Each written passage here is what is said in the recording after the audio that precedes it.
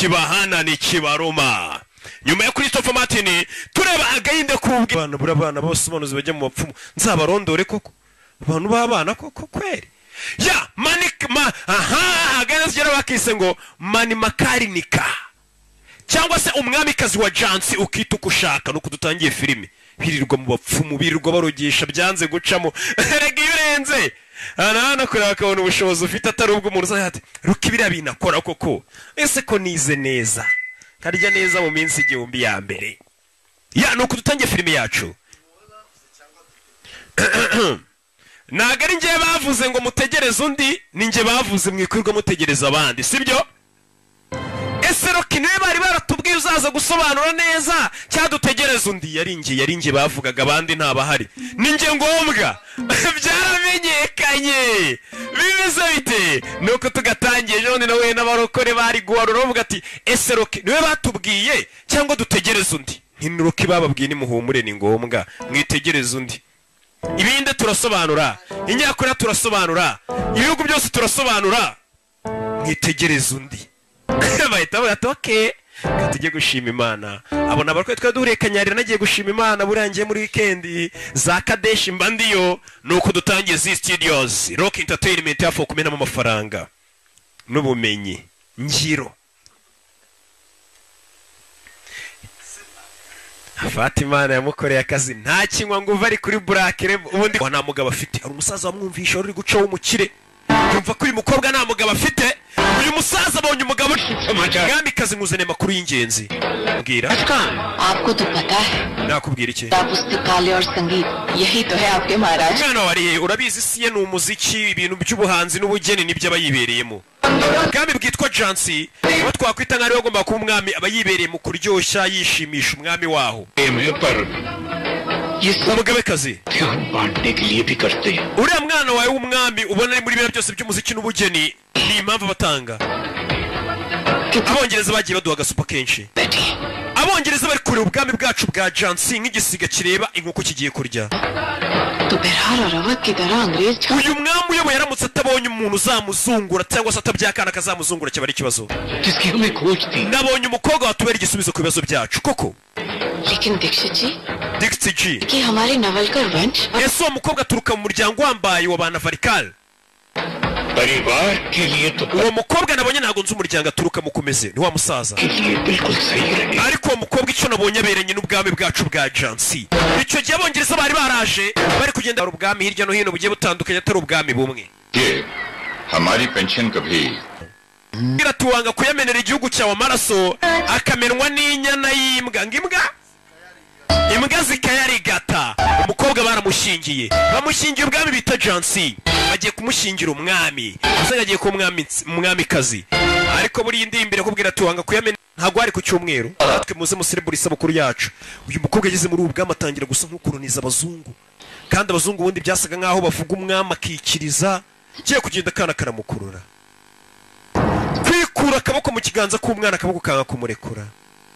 Damodari umwana wa mwisi Damodari rawo umwana ntari kunyeganyega ntari guhumbya kureba umugabo umwami nawe ari gukurura acira amaraso yarebye umwana ntari kunyeganyega menye yapfuye bimeze bite umwami kureba ntari gucira amaraso nimba babaroze datinze umwana muto yarapfuye baje kumuririra akana bakaruze karapfa ibuke tugeze kumva abongereza avuga ati wa mugabo rero tuzagira umwami buriya ko umuntu urugendo ruza ku isi rushobora kuba ibibazo byinshi n'impanuka zibamo no kuba inda yavamo cyangwa umuntu ntabyare akana amenye aribo bakaroze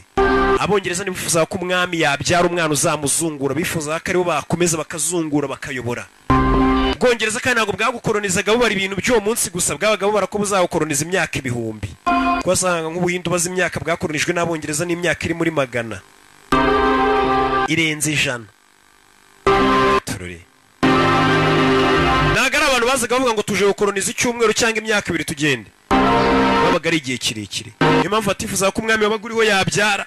atazabona n'umuzungura umwamikazi baje kumwaka gahinja ke kitwaga Damodari kari kapfuye bimeze bite umukobwa yitwa Manu agahinja ari yabyaye karapfuye ni Manu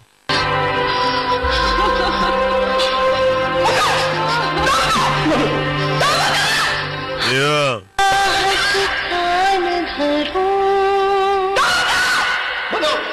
Mwana baramutwaye kana kapfuye we ntabwo yabyiyumvishaga baje gufata umwamikazi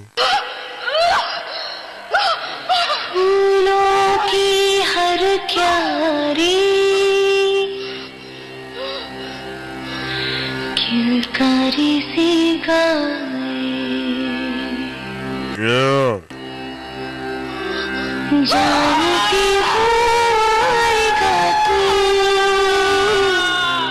yararize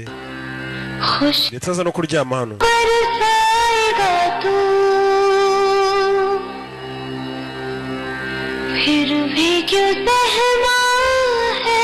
umwami nawe hano ntabwo ameze neza bikari gukurura agaciro amaraso namenye yariye ku marozi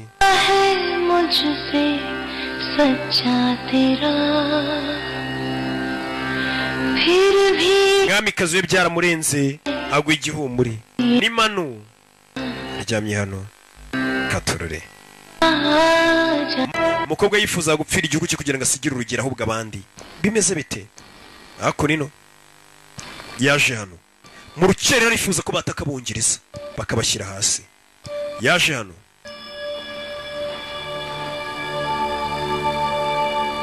kanake kakanake yaje ugasezera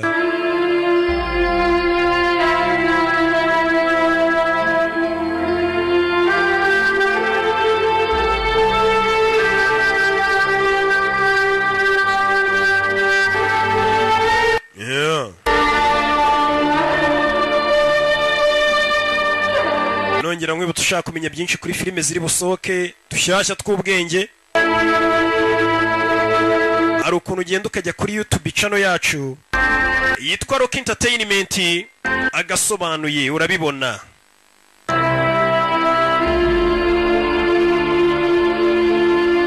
cyangwa ubireke ni akazi kawe ntabwo nkwinginga ariko byabyiza kure ni inyungu zawe ugakora na subscribe kuri channel yacu Rock Entertainment agasobanuye cyangwa se ukabireka gusa nzi kugiyeho nyine byagufasha kujya umenya amakuru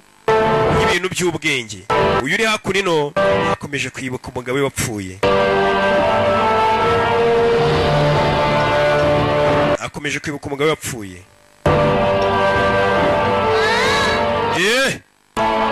yamaze kwambara nk'indwanya agiye ku rugamba mama kana ke karamukurikira hagarara kara karamukurikiye agiye ku rugamba mu idarapo ry'igihugu rero abasebeje igihugu muri rusange impamvu wumva umuntu ngo yamanitse ibendera ry'igihugu mu mahanga ibendera ni ikintu gihambaye cyane amabendera y'abongereza yangiye kuyabaga anamena n'amaraso y'abongereza menshi cyane uramubona ariko uriya mugore mushyiraho we byoroshye binumvikana umukobwa nuko byagenze nuko yapfuye yemeye kwiyica icyo gihe noneho nkuko yabipangaga abateye bagenzi be bahinda umuhate wo gukomeza barwanira igihugu cyabo